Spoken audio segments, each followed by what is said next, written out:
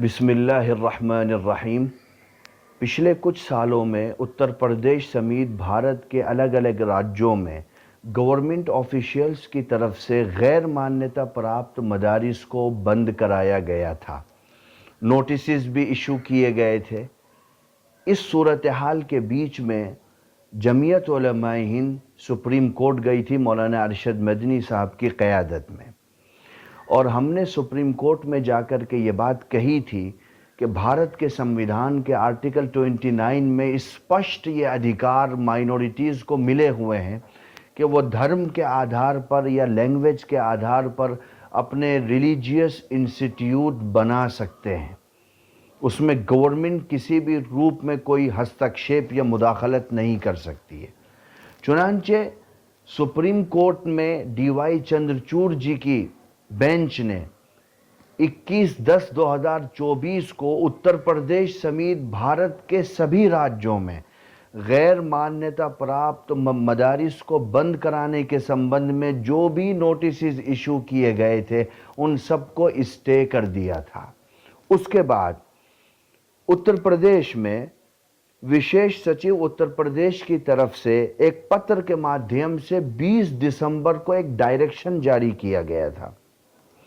और वो डायरेक्शन में स्पष्ट कहा गया था कि माननीय उच्चतम न्यायालय में योजित रिट याचिका सिविल संख्या 660/2024 जमीयत उलमाए हिंद बनाम राष्ट्रीय बाल अधिकार संरक्षण आयोग यानी NCPCR, ये मामला सुप्रीम कोर्ट में विचाराधीन है और सुप्रीम कोर्ट इस पर स्टे कर चुका है। इसलिए विशेष सचिव उत्तर प्रदेश की तरफ से यह पत्र जारी करके तमाम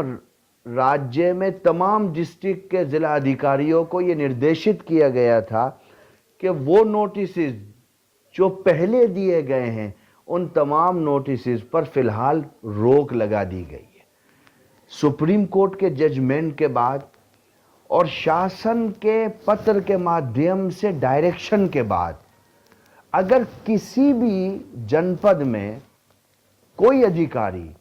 मदरसे को गैर मान्यता प्राप्त मदरसे को बंद करता है या गैर मान्यता प्राप्त मदरसों को बंद करने का नोटिस देता है, जैसा कि अभी श्रावस्ती में हुआ है, महाराजगंज में हुआ है, बस्ती में हुआ है और उससे लगे हुए कुछ जनपदों में हुआ है, तो वो अधिकारी माननीय सर्वोच्चतम न्यायालय के स्टे के फैसले के खिलाफ तो जा ही रहा है, और साथ में शासन की तरफ से विशेष सचिव की तरफ से पत्र के माध्यम से 20 दिसंबर 2024 को जो डायरेक्शन जारी किया गया था उसके विरुद्ध भी जा रहा है। ऐसे हर अधिकारी का मैं तमाम मदरसों के लोगों से कहूँगा, ख़ासकर श्रावस्ती और महाराजगंज से जुड़े हुए जो लोग हैं, कि जो अधिकारी आपको नोटिस दे रहा है उसके नाम और पद की सही मालूमात लें और जमीयत उलमा हिंद उत्तर प्रदेश के ऑफिस तक पहुंचाएं, ताकि हम सुप्रीम कोर्ट में उस अधिकारी के खिलाफ कंटेम्प्ट पिटीशन फाइल कर सकें। आपको कोई ज़रूरत नहीं है, कोई आपके साथ लीगली प्रॉब्लम नहीं है। जब सुप्रीम कोर्ट ने स्टे दे दिया है और शासन ने भी एक पत्र के माध्यम से डायरेक्शन जारी कर दिया है, तो एक जनपद का अधिकारी ये अधिकृत ही नहीं है कि वो आपके मदरसे को बंद करा दे ये कह करके कि आप गैर मान्यता प्राप्त हैं।